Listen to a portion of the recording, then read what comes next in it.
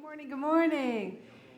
So the poet that many of you know and love, Mary Oliver, yes, once wrote, "Someone I loved once gave me a box full of darkness.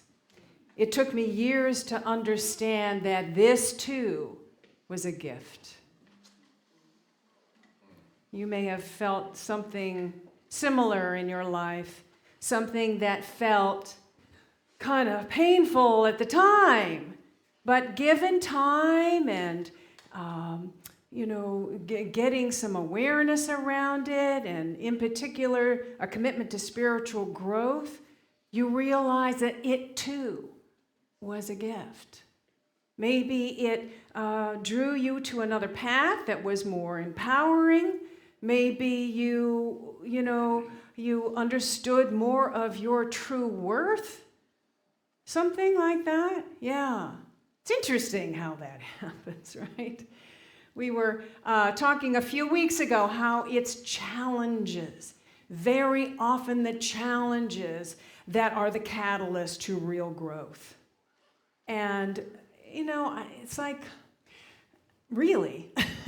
This whole idea seems a little antithetical to this idea of waking up to our divine self. Shouldn't that be a gentle, peaceful, loving process? Yeah, right? You agree, right? No. We are complex people. We are multidimensional beings, and every level of our being responds to a different way of healing. And to understand that, we need to remember that humanity has been mired in darkness for millennia. In other words, separation consciousness. So a few spiritual leaders that I follow have shared a similar metaphorical interpretation of the story of Adam and Eve in the Garden of Eden. And I heard it again this week, so I thought, okay, it's going to show up today. So you all know the story in Genesis, Adam and Eve, and God created the heavens and the earth and everything in it. And then God created Adam from his breath, from God's breath. Adam was created. And then realized, well, maybe Adam needs a partner. So put Adam into a deep sleep in order to take a rib that Eve was supposedly created out of. But nowhere in the story does it say he woke up. I checked, I looked again. Not there. The story continues where they were both tempted by the snake, right, to eat of the fruit of the tree of the knowledge of good and evil. In other words, the experience of duality. And then, apparently, that was a sin. And so they were kicked out of Eden, and women were meant to suffer in childbirth, and men were meant to suffer toiling the earth for a meager existence, right, for the rest of eternity. So the metaphorical interpretation goes something like this, that humankind has been asleep from the beginning. From the beginning, we have been asleep and dreaming this dream of duality, this dream of separation. Another way to think about this is that we believe that we're separate from God, therefore less than, separate from our good, therefore in lack, separate from each other, therefore fearful of each other. And that life overall is a struggle. And there's a lot of evil in the world. Careful about that snake. Very crafty. Right? Yeah. Right? So we have been asleep and dreaming this dream ever since. And I also feel, my personal interpretation is that the story also was a reflection of us rejecting ourselves. That we have pushed ourselves out of the garden because we made a mistake, right? God doesn't do that. We do that. This inability for us to accept ourselves completely, including the mistakes we make, including the choices that we want to experience duality, that somehow we're not good enough, so we push ourselves out of the garden. You see? That is us. And so this dream continues. And the dream feels very real. I don't know about you, but I have really vivid dreams. I mean, sometimes they're so vivid, they're like Technicolor cinematic events. Sometimes like a full-length feature film. And sometimes if they're not pleasant, I'll wake up and I'm like, oh God, I'm so glad I'm in my bed. I'm so glad I'm okay. I'm safe. I'm not going to get swallowed by the tsunami wave, whatever it is. And it takes a few minutes to wake myself up and realize, no, that's not real. This is real. And I have to sort of prevent myself from going back to sleep because, I don't want to go back into that dream and dream that nightmare again. This is probably more than you need to know about my dreams. Anyway, the point is, it feels very real, right? It feels very real. So does the belief in separation. And so generation after generation has been asleep and dreaming that we live in an unfriendly world, that it's to be feared, that others are to be feared, that we can't trust ourselves.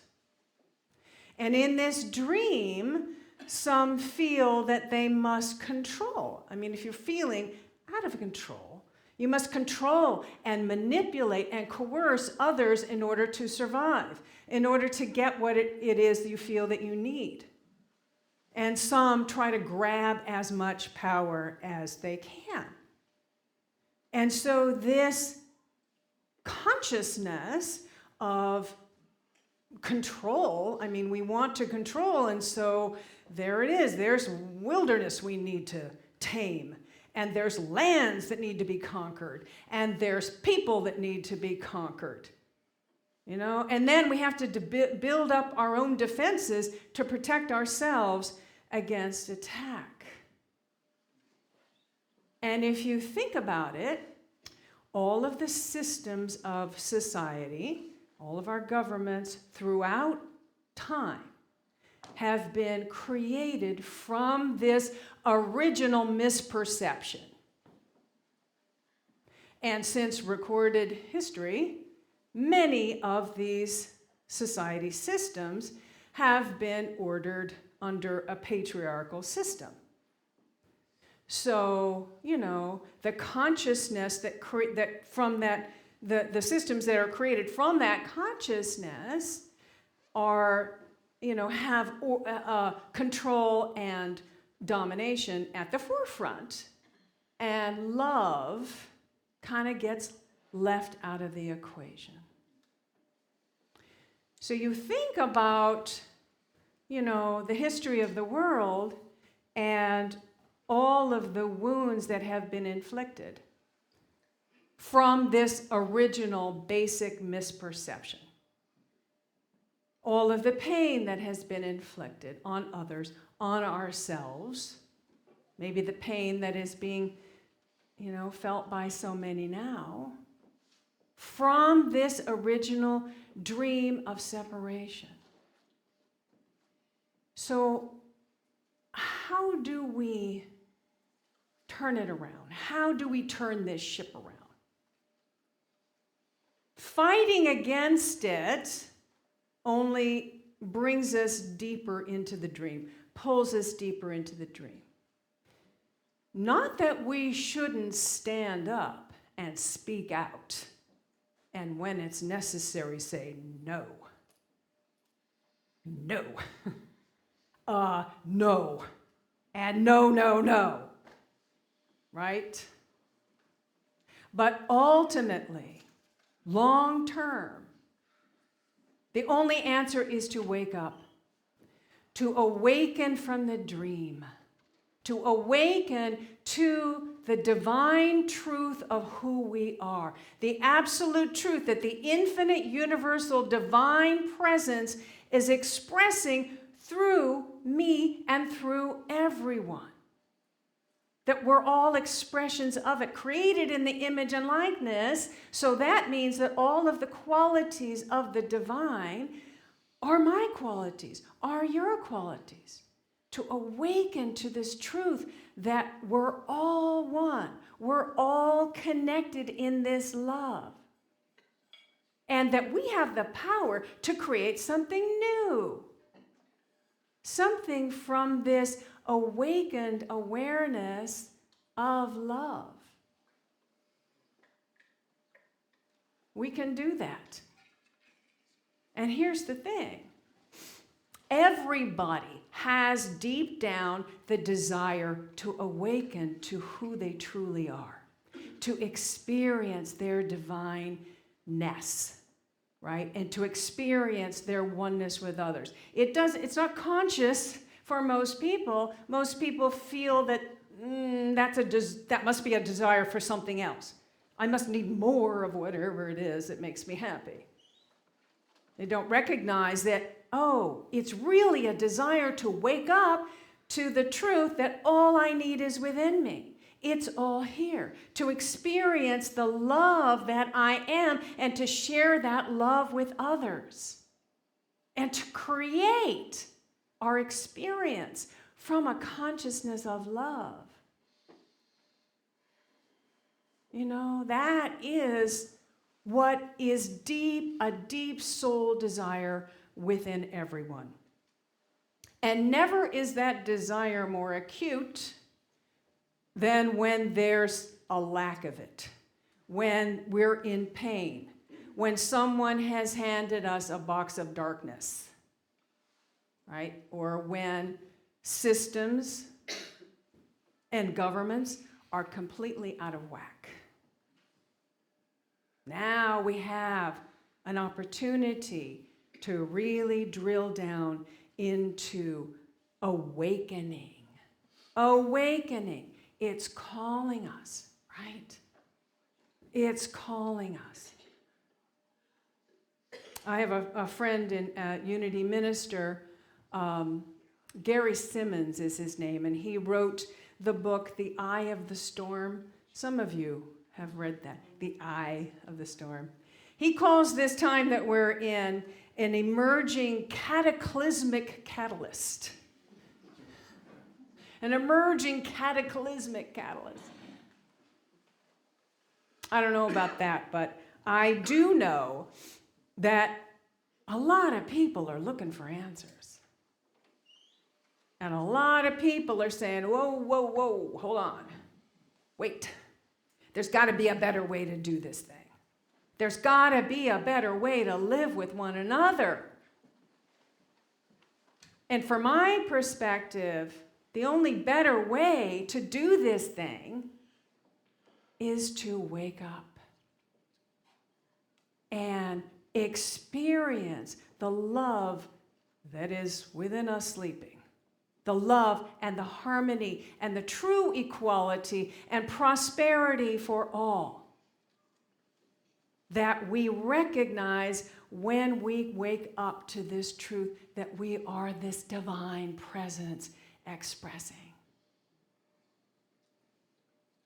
So many of you have heard this story of Buddha and how he answered his followers' question when they said, "Well, what do we call you? What are you? Are you a guru, a master, a city, a king? What?" And Buddha said, "No, I'm simply one who has awakened. I'm simply one who has awakened." And throughout history, there are individuals who have awakened in their lifetime and have pointed us in the direction of awakening, how we could helped us. You know, Jesus, Lao Tzu, Buddha, Tara, so many other hundreds of teachers and masters who awoke up and showed us how to do it. So you wonder, well, why aren't we awake now then? Why haven't we woken up? And thinking about it, I think, well, you know, Ernest Holmes called this a thought atmosphere, the dense thought atmosphere.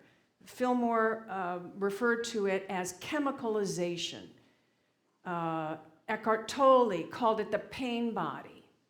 We could call it the energy of fear that is so dense that it keeps pulling us back into the dream, and some people can't even see the light.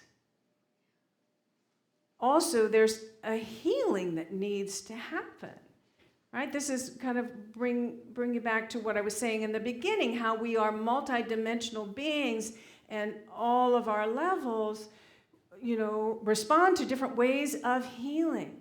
The healing of the wounds that have led to fear and hatred, and the shadows that have spread from that. And that takes commitment. It's not easy, right? It's so much easier to blame someone else or to blame a group of people. It's their fault.